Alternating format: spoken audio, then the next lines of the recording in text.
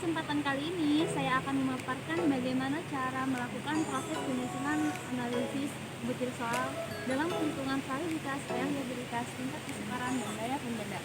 Nah, sekolah yang saya tuju adalah SMA Negeri 2 Pandeglang. Pada mata pelajaran sejarah peminatan kelas 11 IIS 3 sebanyak 31 peserta didik yang diajar oleh Ibu Devi Krisnasari SPD. Nah, soal yang akan saya analisis adalah soal penilaian akhir semester pada semester ganjil tahun ajar 2020-2021. Yang pertama kita lakukan ialah menganalisis data butir soal dari jawaban siswa. Nah, di sini saya memiliki 40 soal. Jadi kita analisis dari soal yang pertama sampai dengan soal yang terakhir. Kemudian di sini juga saya memiliki 31 responden. Nah, itulah tahapan pertama untuk menganalisis.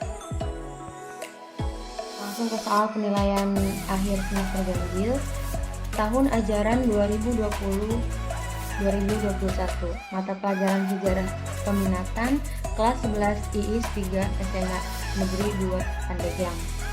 Karena NIM saya di sini ujungnya 01, maka saya mengambil soal dengan nomor 01 yang berbunyi, pada masa pemerintahan Raja Balaputradewa, Kerajaan Sriwijaya mencapai kejayaan.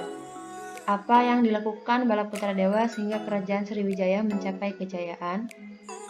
Nah, di sini ada pilihannya, terdiri dari A, B, C, D, sampai E. Berdasarkan hasil jawaban dari 31 siswa, 23 siswa menjawab benar dan 8 siswa menjawab salah. Nah, selanjutnya kita langsung ke uji validitas butir soal.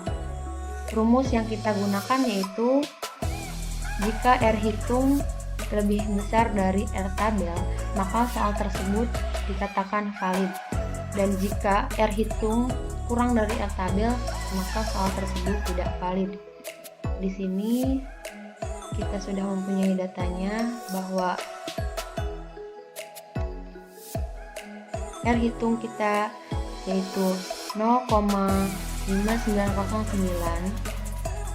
dan R tabelnya itu bisa kita cari di Google. Nah, jadi dapat disimpulkan bahwa untuk butir soal nomor 1 itu R hitung lebih besar dari L tabel, jadi soal tersebut dapat dikatakan valid.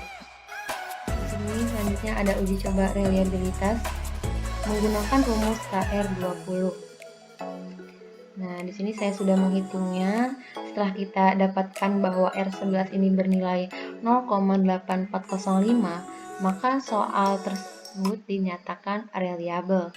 Selanjutnya yaitu ada tingkat kesukaran. Di sini bisa kita lihat rumus yang bisa kita gunakan.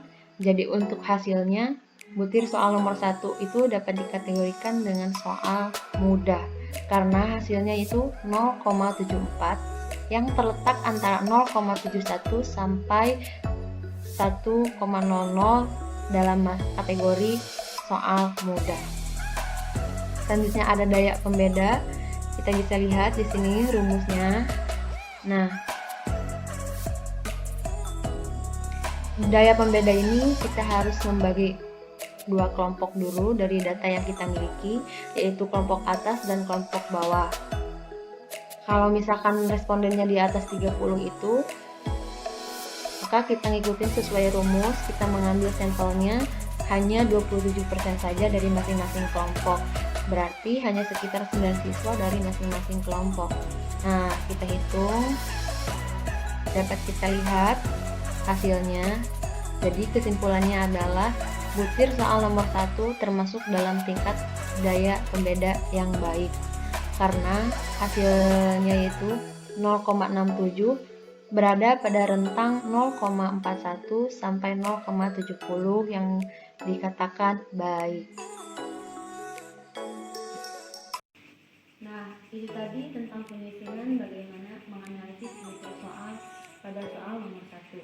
Mata pelajaran sejarah peminatan soal penilaian akhir semester pada semester ganjil di SMA Negeri 2 Pandeglang. Dapat kita simpulkan bahwa analisis butir soal netralitas, reliabilitas, tingkat kesukaran, dan daya penjaga.